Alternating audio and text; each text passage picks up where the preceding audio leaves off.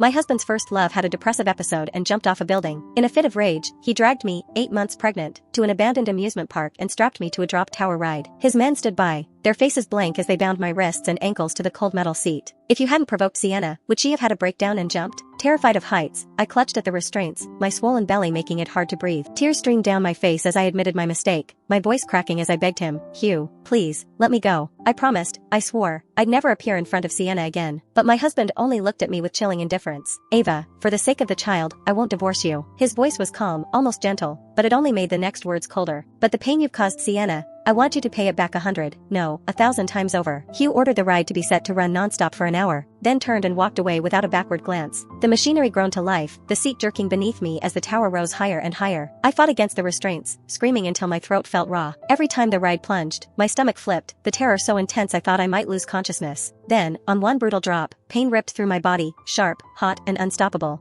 A rush of fluid gushed between my legs, soaking my dress and the seat beneath me. The next day, Hugh finally remembered that I was still there. "Ava, Sienna is fine now," he said, his voice devoid of concern. "As long as you apologize to her, I'll let you down." What he didn't know, what none of them knew, was that the platform had already been drenched in blood for hours. My baby had been torn from my body somewhere between the sky and the earth, reduced to nothing but mangled flesh and silence. Dr. Jason called this morning. "That woman is avoiding her prenatal checkups." "What trick is she playing to get my attention this time?" Hugh frowned, a trace of disgust flashing through his dark eyes. Beside him, Mason, the family butler, turned pale, his voice trembling as he spoke. "Sir, Madam still hasn't been taken down, and she's terribly afraid of heights. She won't even step onto the second-floor balcony. Now that she's in her late pregnancy, could something have happened?" Hugh's expression froze for a split second before he frowned again, doubt flickering across his face. "Really? Ava's afraid of heights?" Before Mason could finish confirming, Hugh waved a dismissive hand. "It's just a drop tower. It's not like she's actually jumping off a building. Let her be scared. It might teach her a lesson so she won't bully Sienna again." Mason lowered his head and dared not say another word. However, Hugh's assistant couldn't hold back any longer. "Sir, at first Madam was screaming, but later, she went completely silent. And, she's carrying your child, your own flesh and blood. Shouldn't you at least check on her?" Hugh's expression shifted slightly, but the brief flicker of realization was quickly replaced by scorn. "I knew it. Even her so-called fear of heights was just an act. If she were really that terrified, how could she suddenly go quiet? Ava's as manipulative as ever. Since she wants to put on a show, let her stay up there until morning. Tomorrow, I'll bring her to kneel before Sienna and apologize. Only then will this matter be considered settled." With that, he waved his hand impatiently, cutting off any further protests, and strode towards the bedroom. On his bed, Sienna lay half-naked beneath the soft sheets, her delicate shoulders exposed to the dim light. Hugh's gaze darkened as he approached, his Adam's apple bobbing with desire. Without a word, he leaned down and captured her lips in a deep kiss. Sienna whimpered softly, her fingers pressing weakly against his chest in resistance before she opened her eyes. "Hugh, we're in your room. If Ava finds out, she'll be upset." Her voice trembled just enough to sound pitiful, her wide eyes filled with guilt and hesitation. "And about what happened before. Hugh, I only did it because I love you too much. I thought that if I died, Ava wouldn't fight with you over me anymore. I never wanted you to punish her for my sake. Should I go and apologize to her?" She bit her lip, looking heartbreakingly conflicted. Sure enough, seeing her like this, Hugh's desire and anger intertwined. His large hands moved to roughly knead Sienna's soft chest, his breath growing heavier as he flipped her beneath him with ease. "Sienna, you're too kind. If it weren't for you, I would have died back then. Even your fear of heights came from saving me. Just thinking about how Ava told someone as gentle and kind as you to jump off a building makes my heart ache."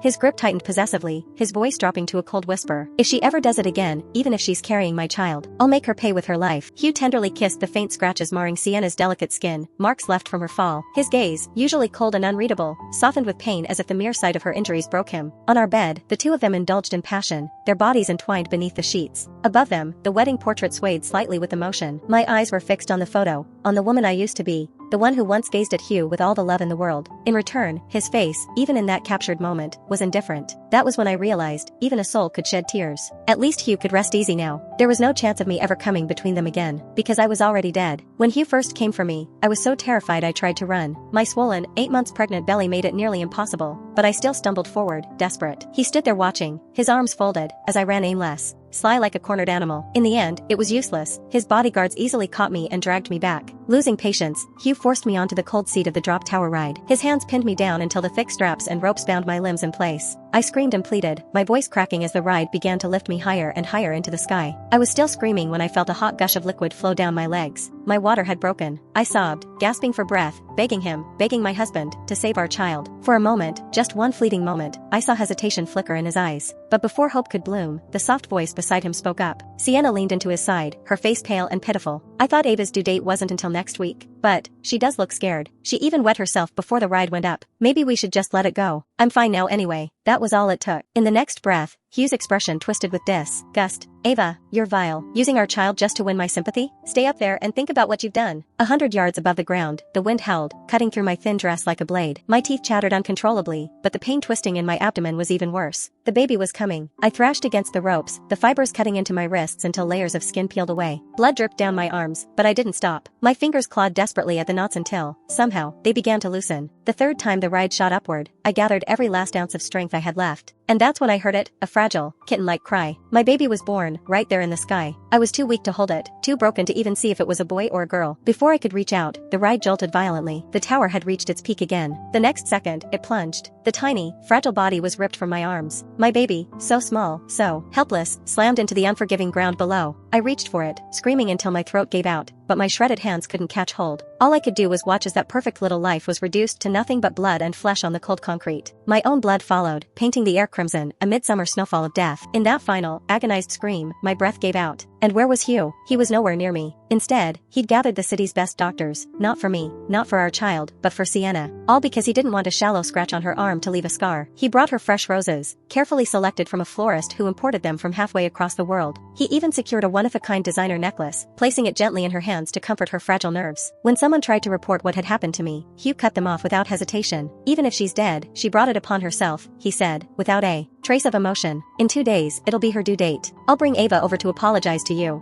Hugh said, his fingers lazily stroking Sienna's hair as she curled up in his lap. Sienna traced light circles on his chest with her delicate fingers, her head resting softly against him. Maybe we should just forget it, she whispered, her voice soft and filled with guilt. I believe Ava didn't mean to do it. In the end, it's my fault. I shouldn't have come back. But I just wanted to be by your side. I never wanted to cause trouble between you two. Hugh caught her wandering hand, his voice unbearably tender. Sienna, you've saved my life. Just for that, I'll protect you until the day I die. He gently brushed her hair back, his gaze darkening with affection. Ava's my wife. She should have embraced you with me. But instead, she kept targeting you, forcing you to the edge. His jaw clenched slightly, a flicker of rage seeping through his soft words. I don't even want to imagine, if the firefighters hadn't saved you in time, I could have lost you forever. I would never have forgiven myself.